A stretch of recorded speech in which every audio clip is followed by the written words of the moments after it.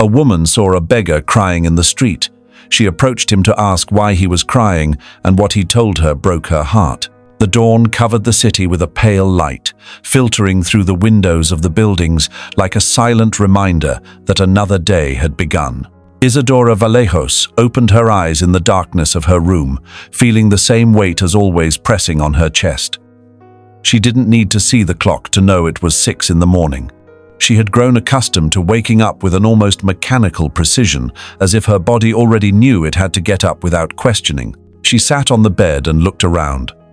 The bare walls, the old wooden wardrobe, the nightstand with a lamp that barely lit.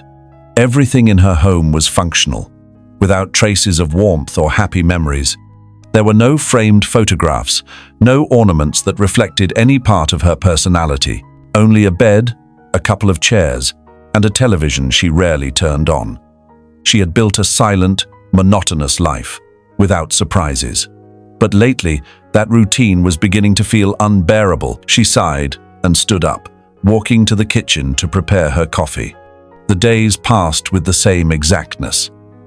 Leaving for work, enduring hours of typing and endless documents, returning home with a tired body, eating whatever, and sleeping to repeat it all the next day. There was nothing else. No close family, no friends with whom she could unburden herself. Only Renata, her office mate, who sometimes tried to start more personal conversations, but whom she usually avoided with short answers and a rehearsed smile. She left home and headed to work. The cold morning wind whipped her face, and in an instinctive act, she hugged herself.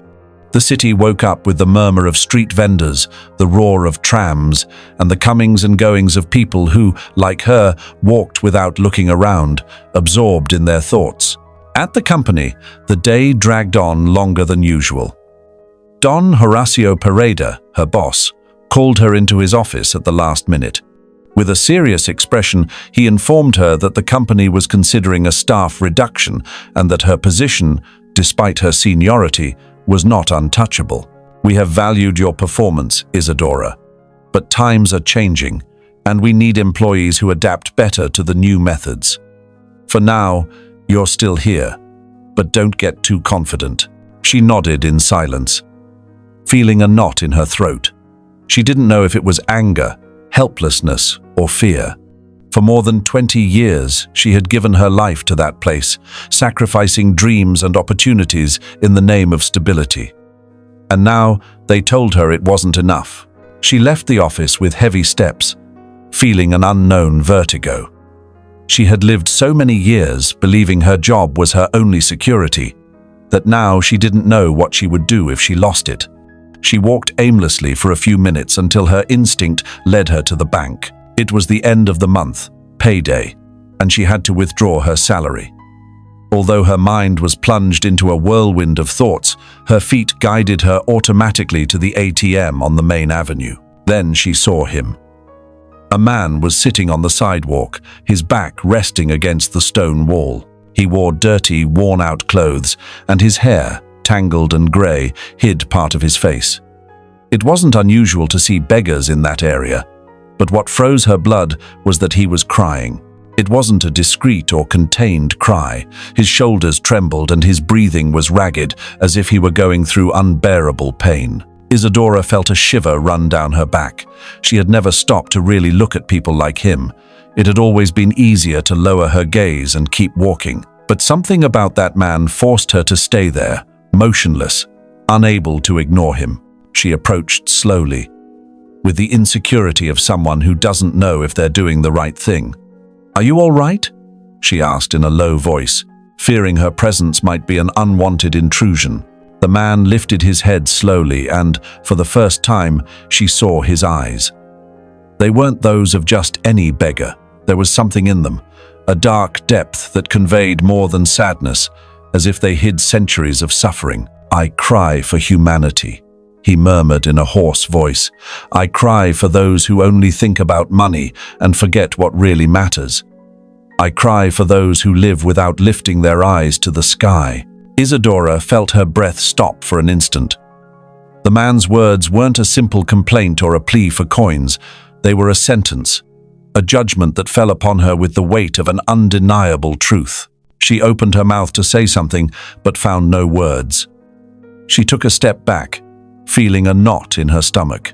The beggar lowered his gaze again, as if he had nothing more to say. Dazed, Isadora turned on her heels and entered the bank. Her heart pounded as she withdrew the money from the ATM. She looked at the bills in her hand and felt a strange sensation, as if suddenly that money no longer had the same meaning as always. When she came out, she found the sidewalk empty.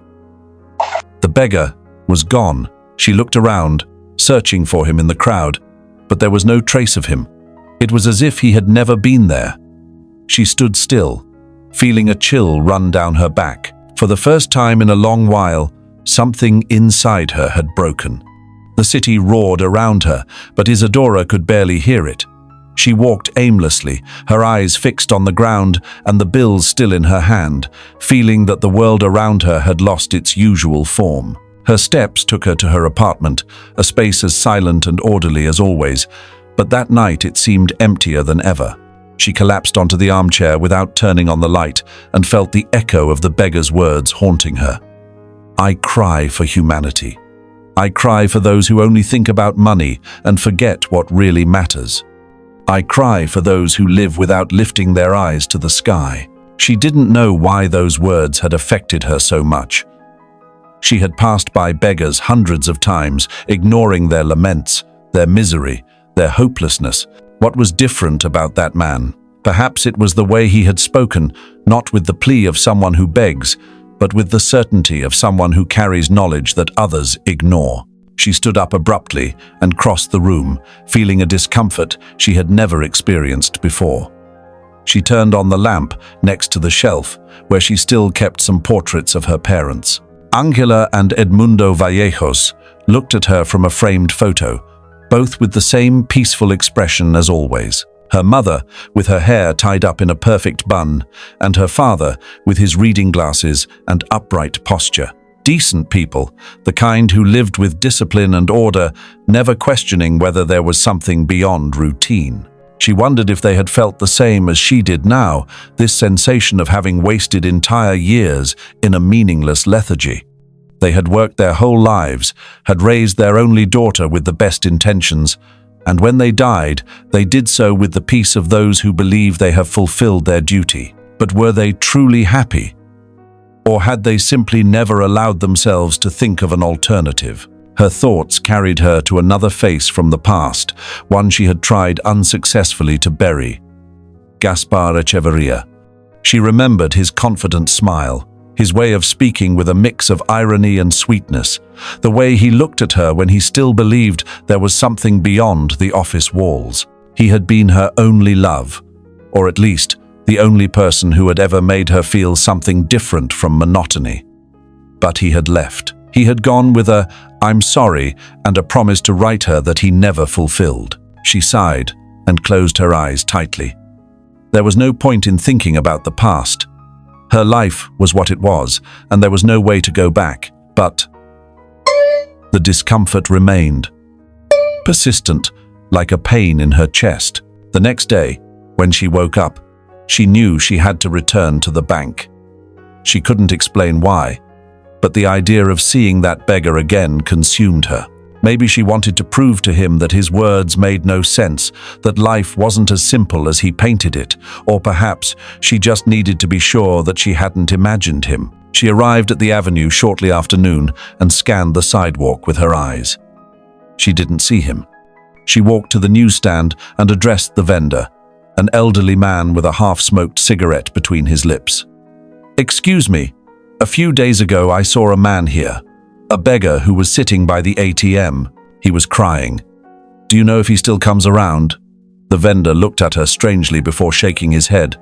"Ma'am, many come by here asking.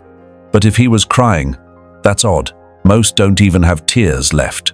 Frustrated, Isadora kept walking and approached a fruit vendor who was quickly serving her customers. "Excuse me, not long ago I saw a man on this street, a beggar. He was crying. Have you seen him?" The woman barely paid her attention while weighing some bananas. "I don't notice those things, ma'am. If you're not buying, Let me get on with it. She felt a knot of helplessness in her stomach. No one seemed to have seen him, as if he had only existed for her. An irrational thought settled in her mind. What if that man had never been there? What if he was just a hallucination brought on by her own fatigue, by her worn-out life? She turned around, intending to go home, but then, in a narrow, dark alley between two buildings, she saw a familiar silhouette.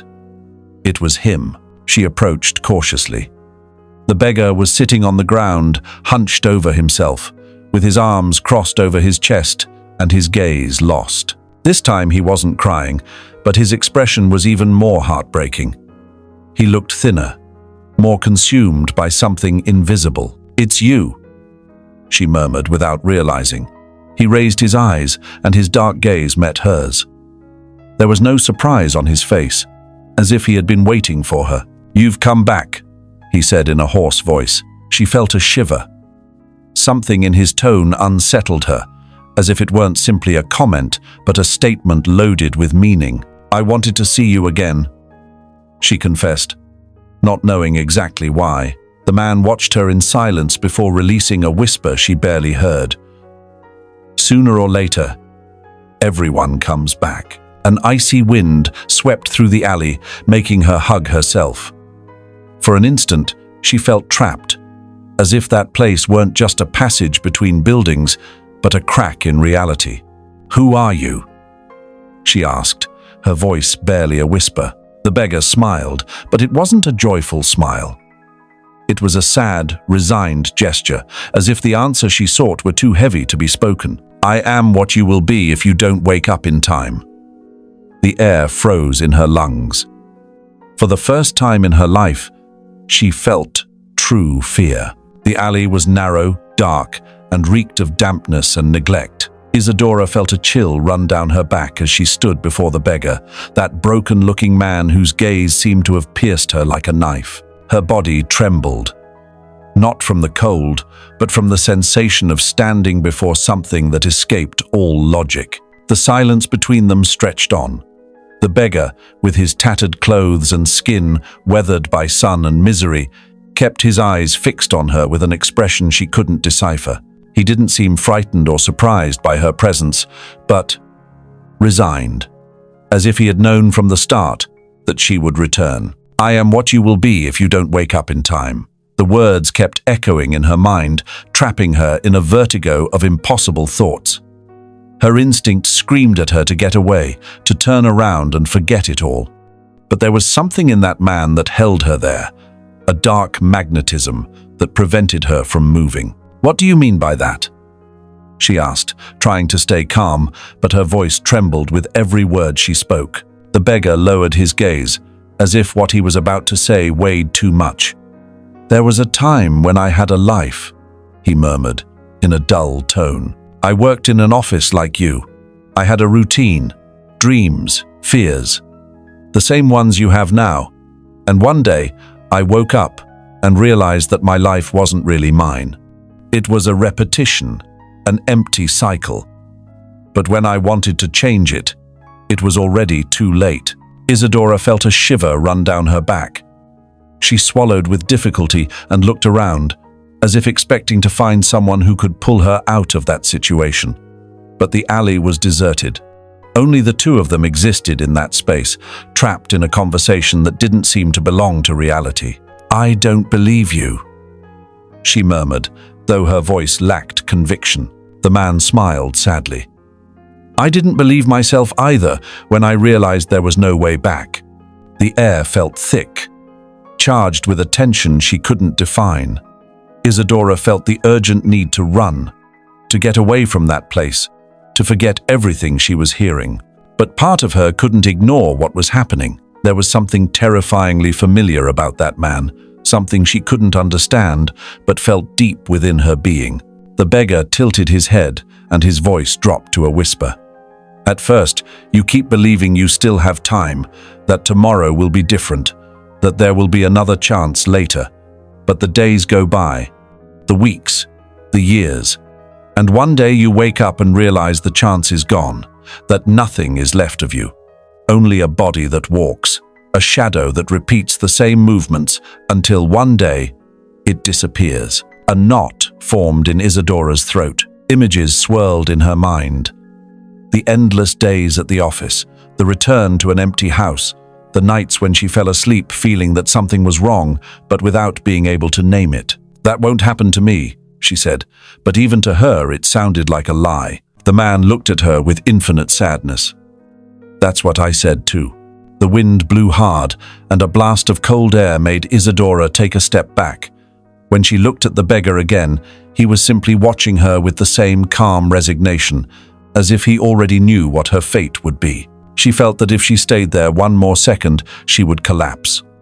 She turned sharply and left the alley with hurried steps, feeling her breathing turn irregular. The city spread before her with its usual bustle, with people walking back and forth without noticing the chaos exploding inside her. She walked aimlessly for several minutes until her body stopped on its own in front of the bank. She looked at the building, the glass doors, the people withdrawing money from the ATMs. Her whole life revolved around that cycle of earning, paying, surviving, and for what? Her hands were cold, her skin bristling. She didn't want to return to her apartment, to her silent refuge where every corner would remind her that nothing had changed. But she couldn't stay there either. She felt trapped between two worlds, not knowing which one she truly belonged to. Finally, she made a decision. She went to the only person who could give her an answer. When she entered the office, Renata Lujan looked up in surprise. "Isadora, I didn't think you'd come today. You took the day off." But Isadora barely heard her. She approached her desk and leaned on the table, feeling her body tremble. "Do you think life really belongs to us?" she asked, in a voice that didn't sound like her own. Renata frowned, puzzled. "What are you saying? Do you think we're living, or just repeating what someone else decided our life should be?" Her friend's face filled with concern. "Isadora, are you okay?" But she couldn't answer. Because for the first time in her life, she wasn't sure of the answer. The sound of the typewriter filled the office, a mechanical clatter that marked the pace of the workday. The employees worked in silence, absorbed in their tasks, while the afternoon sun filtered its dusty light through the tall windows. For her, the noise that had always seemed like harmless background now felt unbearable.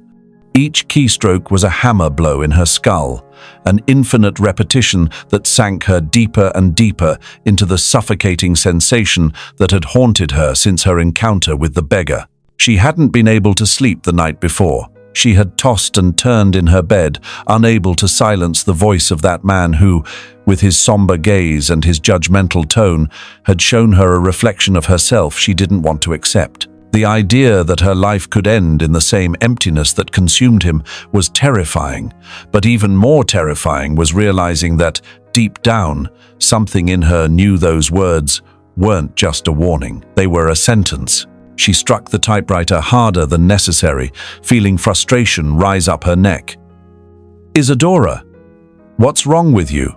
Renata Lujan was watching her from across the desk, frowning, a pencil suspended between her fingers. Isadora closed her eyes for a moment, trying to control her agitation. "Nothing, I'm just tired." Her friend didn't seem convinced. She rested her elbows on the desk and interlaced her hands. "You've been acting strange for days. You barely talk, you arrive late, and now I see you pounding that machine as if it were your worst enemy. Something's going on with you." Isadora stayed silent. She knew she had to say something, anything to dispel Renata's concern. But the truth was that she herself didn't know how to put into words what she was feeling. She took a deep breath and, without thinking too much, murmured, "I met someone in the street." Renata blinked. Someone? A beggar. For the first time since she had entered the office that morning, she allowed herself to look her friend in the eyes. There was something in her expression that revealed that what she was about to say wasn't an insignificant anecdote, but something that was eating away at her from deep inside. "I saw him outside the bank," she continued. "He was crying.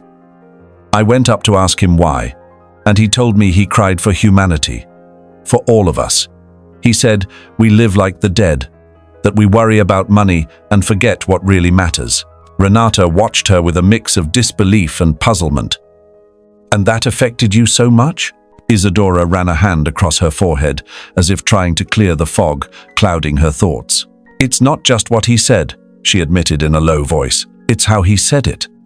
It was as if he knew something I didn't. As if he were speaking directly to me. As if he knew what I feel, what I've always felt, and never dared to say out loud. Her friend sighed and leaned back in her chair. Look, Isadora. Sometimes we hear things that make us think, that touch us at just the right moment. But that doesn't mean you should take it as a prophecy. He was a man on the street, probably someone who lost everything and found comfort in those words. That's what I thought at first, she murmured, then shook her head. But I looked for him the next day, and no one seemed to have seen him, as if he had disappeared. Renata pressed her lips together and stayed silent for a moment. Then, in a softer tone, she said, Maybe you should get some rest. You're stressed, and when we're like that, our mind plays strange tricks. But Isadora knew it wasn't a trick of her mind. She knew there was something more, something she couldn't fully understand, but that was there, lurking in every corner of her consciousness. When the workday ended, she left the office feeling exhausted, but instead of heading home, her steps carried her back to the bank. Not because she believed she would find the beggar waiting for her, but because she needed to see that place with her own eyes, to confirm that everything had been real. The bank was as always. Customers coming and going, the line at the ATMs, the constant murmur of the city around her. She approached the newsstand and spoke to the same vendor she had spoken to before.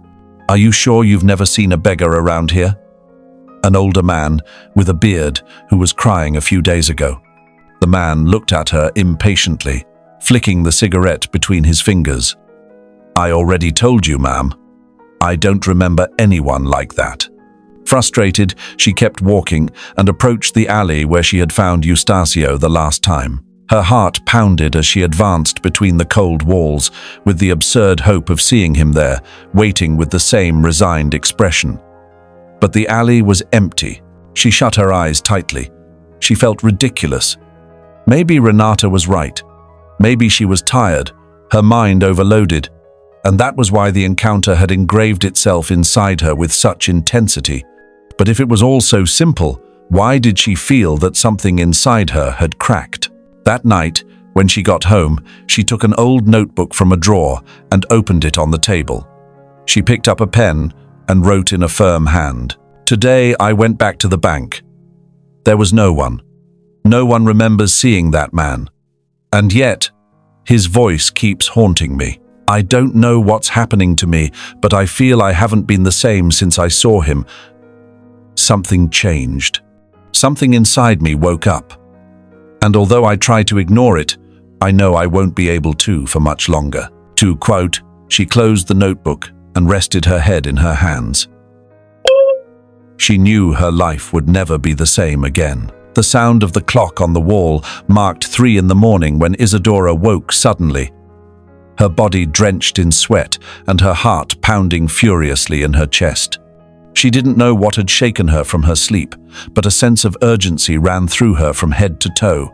She sat on the bed, breathing heavily, trying to organize her thoughts. She had dreamed of him. The image of the beggar still echoed in her mind, his dark gaze fixed on her with an intensity impossible to ignore. In the dream, she was in the alley, in the same place where she had last seen him.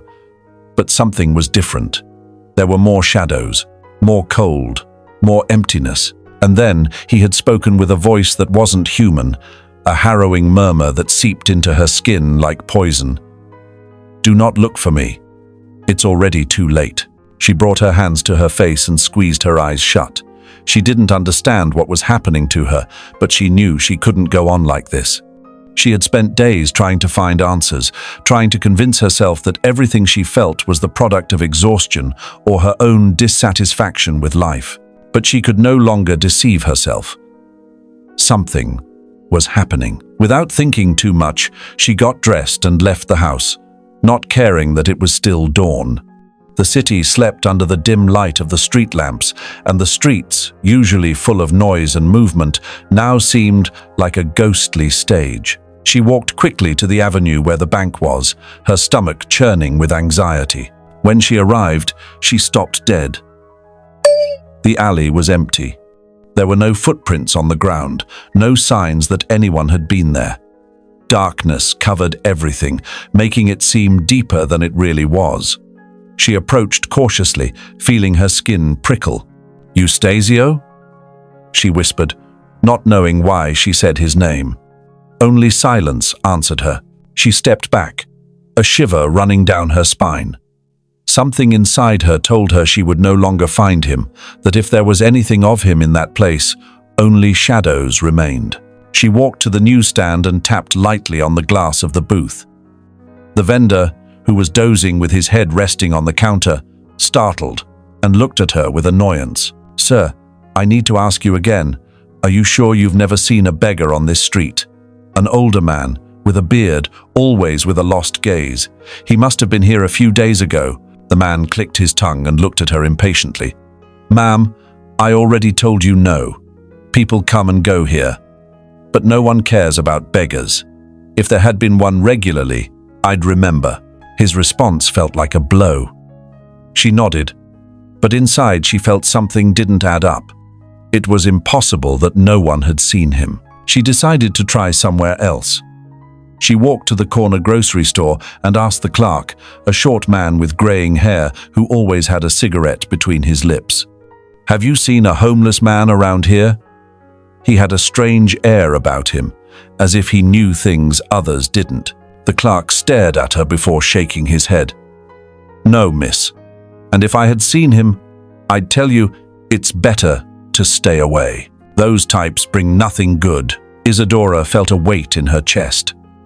No one knew anything. No one remembered seeing him. And then, a chilling thought took hold of her. What if he had never existed? She staggered slightly and had to lean against the wall to keep from losing her balance. No.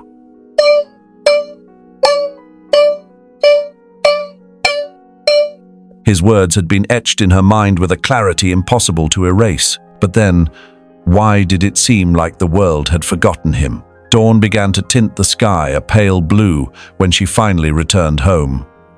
She sat at the kitchen table with trembling hands and opened her notebook. "Today I went to the alley. There was no one. I asked people, but no one remembers seeing him. It's as if he had never been there. But I know it was real. I know I saw him. I'm not crazy. I'm not." She dropped the pen and clenched her fists tightly. Something inside her had changed. Something in her reality was fragmenting. And the worst part was that she no longer knew if she wanted to know the truth or if it was better to keep pretending none of this was happening. The reflection in the mirror stared back at her with an expression she no longer recognized. Isadora stood frozen in front of her own face, analyzing every detail with a strangeness that made her shudder. She had deep circles under her eyes, more defined cheekbones, her lips pressed into a thin line. Her eyes, those that had always been indifferent to the passage of time, were now full of something she couldn't decipher. She stepped away from the mirror with a heavy sigh. She had spent days trapped in an unbearable state of unease, feeling that the world around her was becoming more and more fragile, as if an invisible layer of reality were beginning to crack. Since she had returned from the empty alley, since she had heard everyone deny the beggar's existence, she hadn't been able to find rest. Fear had begun to turn into something else, into a dark certainty that clung tightly to her chest. Something was not right. That day, when she arrived at the office, the routine felt even more oppressive. The sounds of the place, which had once gone unnoticed, now became unbearable. The clatter of keys, the murmur of employees, the rustling of papers being filed into folders. Every movement seemed like an absurd repetition, a scene she had already seen too many times. She sat at her desk, but instead of picking up the documents and beginning her work, she simply remained there, her eyes fixed on the window. She could see the city stretching beyond the glass, streets filled with people walking with the same haste as always. People like her, trapped in a cycle that never stopped. The voice of Renata Lujan pulled her from her trance. "Isadora, are you okay?" She turned toward her friend and noticed the worry on her face. For years, she had been good at hiding her emotions, pretending everything was in order. But now, she felt she no longer had the strength to keep acting. "I don't know," she replied softly. Renata sat on the edge of the desk and looked at her attentively. "Lately, I see you different, and I don't want to pry, but I feel like something's happening to you."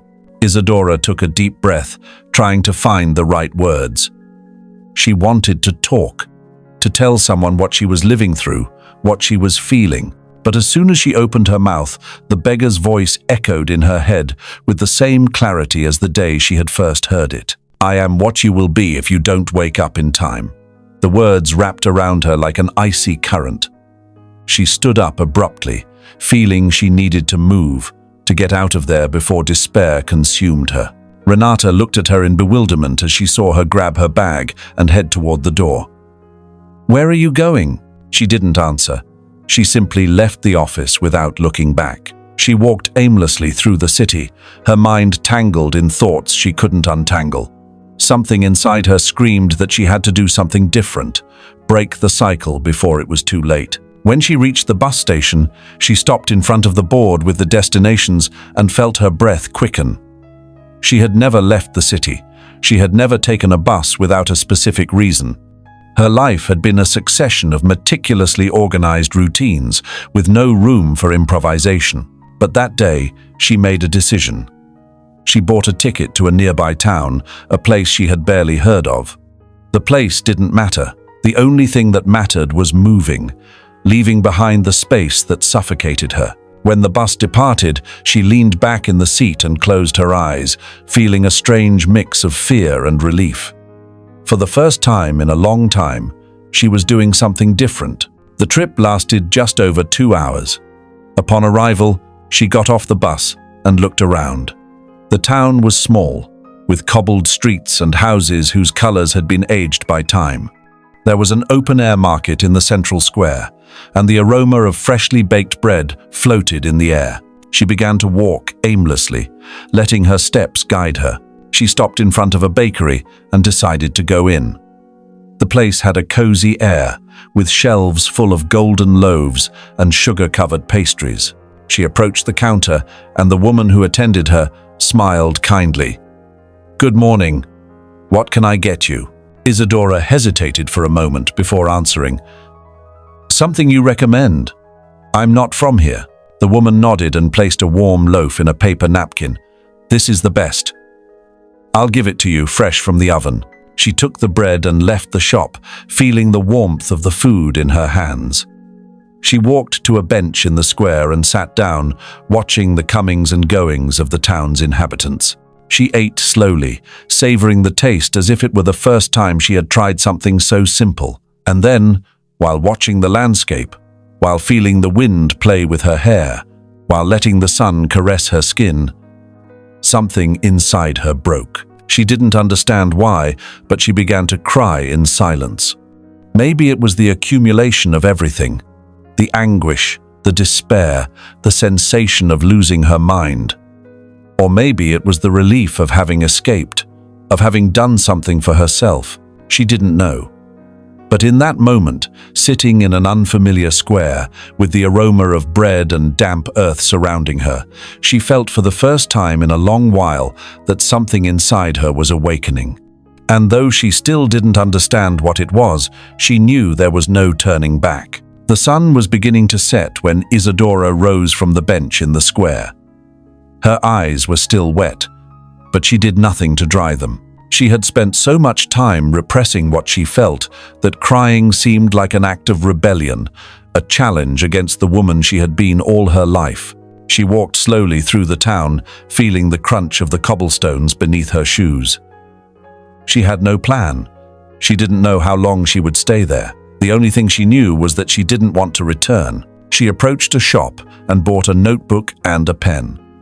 When she came out, she headed to a small cafe and ordered a hot cup. She sat by the window, watching the people move while opening the notebook on the first page. Today, I have fled, she wrote without stopping, letting the words flow as if they were blood that needed to spill from an open wound. I don't know exactly from what. Maybe from my job, from the city, from the sensation of being trapped, but above all, from myself. For years, I thought I had control over my life, that my routine was a choice and not a prison. Now I know I was lying to myself. I have lived like a shadow, and the worst part is that I don't know if I still have time to recover what I lost. She closed the notebook and sighed. She knew she couldn't stay there forever. At some point, she would have to return, to face everything she had left behind. But first, she had something else to do. The next morning, she took the first bus back to the city. The trip was silent, the landscape sliding past her, while her mind returned again and again to the same thought. She needed answers. When she arrived, instead of going to her apartment, she headed to a place she hadn't visited in years. She walked through the streets with her heart pounding, feeling a mix of fear and anxiety. When she stood before the dark wooden door, she stopped. The name on the plaque was still the same: Gaspar Echeverria. She didn't know what she expected to find, but before giving herself the chance to hesitate, she knocked on the door. A few seconds passed before it opened. The man who appeared before her was different from the one she remembered. Gaspar had changed. His hair was streaked with grey, his features were harsher, his posture less relaxed. But his eyes, those eyes that in his youth had shone with mischief, were now dull, filled with a weight Isadora recognized immediately. "Isadora," he murmured, as if he couldn't believe what he was seeing. She swallowed and forced a smile. "Hello, Gaspar." There was a heavy silence between them, a pause in which the years piled up all at once. Finally, he stepped aside and gestured for her to come in. The inside of the house was clean, but empty, as if life had been stripped from it long ago. They sat in the living room, each with a cup of coffee in their hands. "I never thought I'd see you again," he said after a while. "Neither did I," she admitted. Gaspar turned the cup between his fingers before speaking. "My wife died 2 years ago. Cancer. It was quick, or so the doctors say, but when you live through it, nothing feels quick. Everything drags on. Everything hurts." Isadora lowered her gaze. She didn't know what to say. After that, nothing made much sense. He continued, "I came back here because I had nowhere else to go, but it's not the same." She felt a knot in her throat. "Neither am I." There was another silence. But this time, it wasn't uncomfortable. It was a silence of understanding, of acceptance. "Why did you come, Isadora?" he finally asked. She froze. Why had she gone? To close a chapter? To search for something she had left in the past? She took a deep breath before answering. "Because I'm lost. Because I don't know what to do with my life. Because I feel that if I don't change now, I'm going to disappear." Gaspar looked at her intently, as if seeing someone completely different from the woman he had known years ago. "Then change." The words were simple, but they felt like a blow. "It's hard," she whispered. "The hard part is staying where you're not happy," he replied. Silence returned. But this time, it wasn't uncomfortable. They stayed like that, sharing a coffee, two souls who had taken different paths but who, in some way, had arrived at the same point. When Isadora left the house, the air felt different. She walked through the city with the certainty that she had closed something. That night, when she arrived at her apartment, she took the notebook and wrote a single line. "Tomorrow, my life truly begins." And for the first time in a long time, she believed her own words. Dawn bathed the city in golden light as Isadora Vallejos closed the door of her apartment for the last time. She didn't look back. She walked with firm steps to the train station, feeling the cold breeze caress her face. She carried a small suitcase with just enough to start anew. She needed nothing more. For the first time in her life, she felt that the weight she had carried for so many years was vanishing with every step she took. She boarded the train with her heart pounding. She sank into her seat by the window and exhaled deeply, as if releasing all the fears that had kept her trapped. Outside, the city stretched before her, but she no longer saw it with the same resignation as before.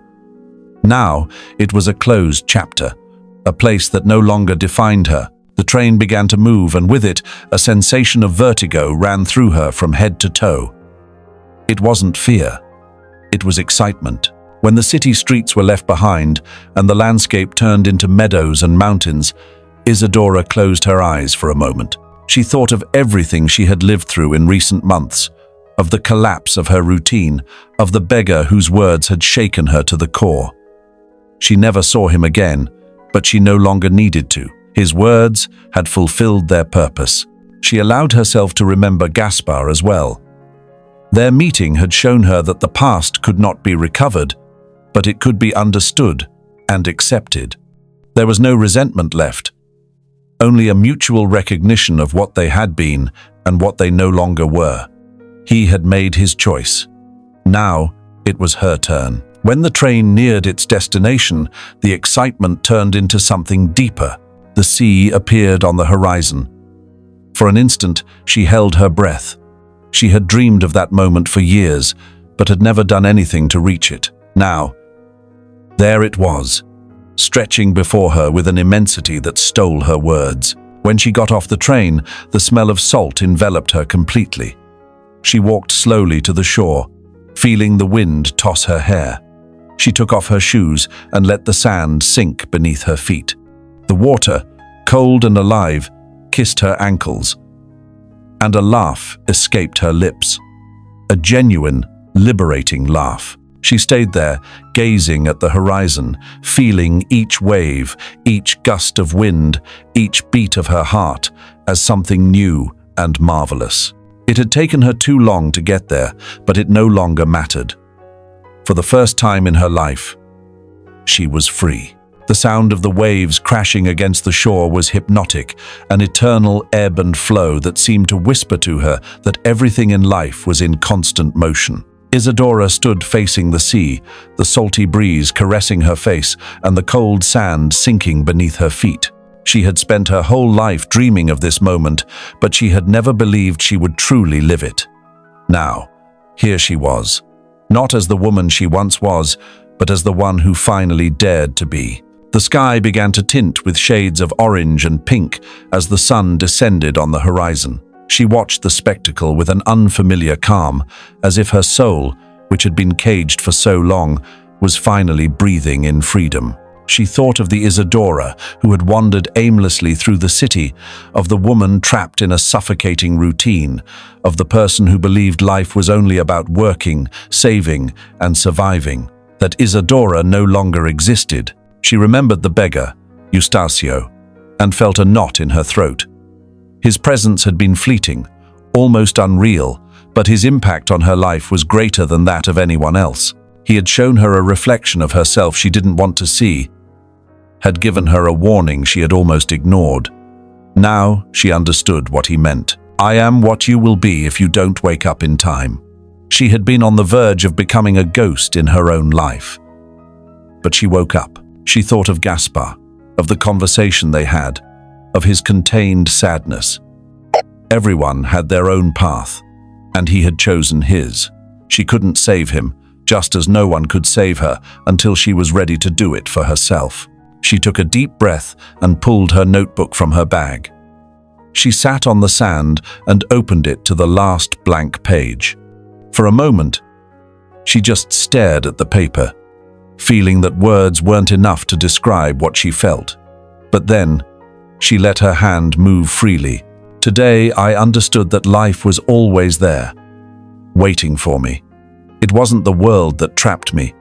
It was me who closed my eyes and refused to see beyond. I lost time. I lost years. But here I am, at last, and that is the only thing that matters. I don't know what will come next, and for the first time in my life, I don't care. I don't want a plan. I don't want a routine. I just want to keep moving, like the waves, without fear of what comes." She closed the notebook and smiled. She stood up and walked toward the water. The first wave covered her feet, cold and vibrant, like a baptism, like a welcome. She laughed, out of pure happiness, out of pure freedom. Tomorrow she would do whatever she wanted. She would travel, she would write, she would meet new people. Maybe she would find a new home, or maybe she would keep moving without a fixed destination. But the only thing that mattered was that, at last, she was alive. And so, dear friends, we come to the end of this story. I have loved sharing it with you, and I hope you enjoyed listening to it. Don't forget to subscribe and give it a like to keep bringing you stories of kindness, love, gratitude, and hope. Leave me a comment if you liked it. I send you a hug, and I'll see you in the next story.